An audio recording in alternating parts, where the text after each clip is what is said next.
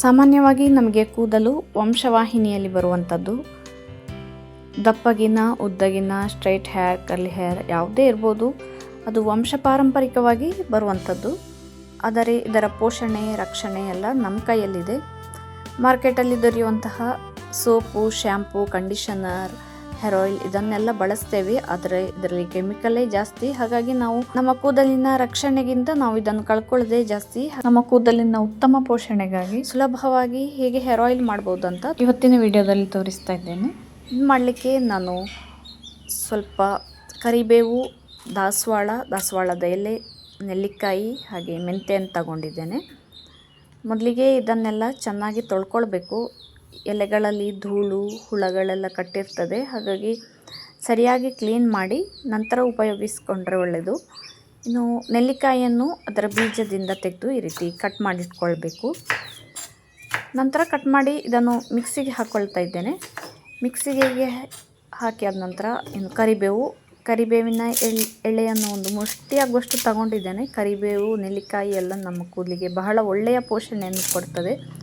ಅದರ ಜೊತೆಗೆ ದಾಸವಾಳದ ಎಲೆ, ದಾಸವಾಳ ಅನ್ನು ಹಾಕ್ತಾ ಇದ್ದೇನೆ. ಈ ರೀತಿ ದಾಸವಾಳದ ಎಲೆಯನ್ನು ಕ್ಲೀನ್ ಮಾಡಿ ನಂತರ ಈ ರೀತಿ ಕಟ್ ಮಾಡಿ ಹಾಕಿದ್ರಾಯಿತು. ಇನ್ನು ಇದರ ಜೊತೆ ಭೃಂಗರಾಜ ಇದ್ದರೆ ಅದನ್ನು ಹಾಕ್ಬೋದು. ನನಗೆ ಸಿಕ್ಕಲಿಲ್ಲ, ಹಾಗೆ ನಾನು ಹಾಕಿಲ್ಲ. ನಂತರ ಸ್ವಲ್ಪ 2 ಚಮಚದಷ್ಟು ಮೆಂತ್ಯಕಾಳು ಹಾಕಿ ನೀರು ಹಾಕದೆ ಈ ರೀತಿ ಸರಿಯಾಗಿ ಹುಡಿ ಮಾಡಿಕೊಳ್ಬೇಕು. ನಂತರ ಇದನ್ನು ಪಾತ್ರೆಗೆ ಹಾಕಿ ಇದು ಮುಳುಗುವಷ್ಟು 2 ಲೋಟದಷ್ಟು ನಾನಿಲ್ಲಿ ಕೊಬ್ಬರಿ ಎಣ್ಣೆಯನ್ನು ಹಾಕ್ತಾ ಇದ್ದೇನೆ. ಹಾಕಿ ನಂತರ ಸರಿಯಾಗಿ ಒಮ್ಮೆಲ್ಲ ಮಿಕ್ಸ್ ಮಾಡಿಕೊಳ್ಬೇಕು. ಅಂದರೆ ಇದೆಲ್ಲ ಗಂಟು ಇರೋದ್ರಿಂದ ಮಿಕ್ಸ್ ಮಾಡಿ ನಂತರ ಸಣ್ಣ ಉರಿಯಲ್ಲಿ ಇದನ್ನು ಕುದಿಸಬೇಕು.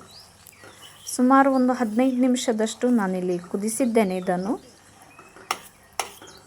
ಕರ್ಚದಂತೆ ಇದನ್ನು ಆವಾಗ ನೀವು ಚಮಚ ಹಾಕಿ ಅಲ್ಲಾಡಿಸಿದ್ರೆ ಒಳ್ಳೆಯದು. ನೋಡಿ, ಸ್ಲೋಲಿ ಈ ರೀತಿ ಇದರ ಕಲರ್ ಚೇಂಜ್ ಆಗಿ ಹೋಗ್ತದೆ. ಎಣ್ಣೆ ಎಲ್ಲ ಎಲೆಗಳ ಅಂಶವನ್ನೆಲ್ಲ ಹಿರ್ಕೊಳ್ತದೆ. 15 ನಿಮಿಷ ನಂತರ ನೋಡಿ ಈ ರೀತಿ ಎಲೆಗಳೆಲ್ಲ ಕ್ರಿಸ್ಪಿಯಾಗಿ ಬರ್ತದೆ, ಡಾರ್ಕ್ ಕಲರಲ್ಲಿ ಆಗ್ತದೆ. ನಂತರ ಇದನ್ನು ಕೆಳಗಿಟ್ರಾಯಿತು. ಒಂದು ಸಣ್ಣ ಉರಿಯಲ್ಲಿ 15 ನಿಮಿಷ ಕುದಿಸಿದ್ದೇನೆ. ನಂತರ ತಣಿಲಿಕ್ಕೆ ಬಿಟ್ಟು ತಂದ ನಂತರ ಇದನ್ನು ಸೋಸಿ ತೆಗೆದ್ರಾಯಿತು. ಬಟ್ಟೆಯಲ್ಲಿ ಹಾಕಿ ಸೋಸಿದರೆ ನಿಮಗೆಲ್ಲ ಎಣ್ಣೆಯನ್ನು ಹಿಂಡಿ ತೆಗಿಲಿಕ್ಕೆ ತುಂಬ ಸುಲಭಕ್ಕೆ ಬರ್ತದೆ. ನಂತರ ಇದನ್ನು ಬಾಟ್ಲಿಯಲ್ಲಿ ಹಾಕಿಟ್ಟರೆ ತಿಂಗಳುಗಟ್ಟಲೆ ಆದರೂ ಏನಾಗೋದಿಲ್ಲ. ನಿಮಗೆ ಉಪಯೋಗ ಮಾಡಲಿಕ್ಕೂ ತುಂಬ ಸುಲಭ ಆಗ್ತದೆ. ಇನ್ನು ದಿನನಿತ್ಯ ಉಪಯೋಗ ಮಾಡುವವರು ಇದನ್ನು ತಲೆಗೆ ಹಾಕ್ಕೊಳ್ಬೋದು, ಅಥವಾ ತಲೆಗೆ ಸ್ನಾನ ಮಾಡುವ ಮುಂಚೆ ಆದರೆ 1-2 ಗಂಟೆ ಮೊದಲೇ ಇದನ್ನು ಕೂದಲಿನ ಬುಡಕ್ಕೆ ಹಾಕಿ ಮಸಾಜ್ ಮಾಡಿದರೆ ಬಹಳ ಒಳ್ಳೆಯದು. ಹಾಗೆ ಈ ಎಣ್ಣೆಗೆ ಒಂದು ನೈಸರ್ಗಿಕವಾದ ಬಣ್ಣ, ಹಾಗೆ ಒಂದೊಳ್ಳೆ ಸ್ಮೆಲ್ ಕೂಡ ಇರ್ತದೆ. ನಿಮ್ಮ ಕೂದಲಿನ ರಕ್ಷಣೆ, ಪೋಷಣೆ ಎಲ್ಲ ನಿಮ್ಮ ಕೈಯಲ್ಲಿದೆ. ಒಂದು ಒಳ್ಳೆಯ ಹೇರ್ ಆಯಿಲ್ ಮನೇಲಿ ಹೇಗೆ ಸುಲಭವಾಗಿ ಮಾಡ್ಬೋದು ಅಂತ ಇವತ್ತಿನ ಈ ವಿಡಿಯೋದಲ್ಲಿ ನೋಡಿದ್ದೀರಾ. ಇವತ್ತಿನ ಈ ವಿಡಿಯೋ ನಿಮಗೆಲ್ಲ ತುಂಬ ಹೆಲ್ಪ್ ಆಗಿದೆ ಅಂತ ಅಂದ್ಕೊಂಡಿದ್ದೇನೆ. ವಿಡಿಯೋ ನೋಡಿದ್ದಕ್ಕಾಗಿ ಧನ್ಯವಾದಗಳು.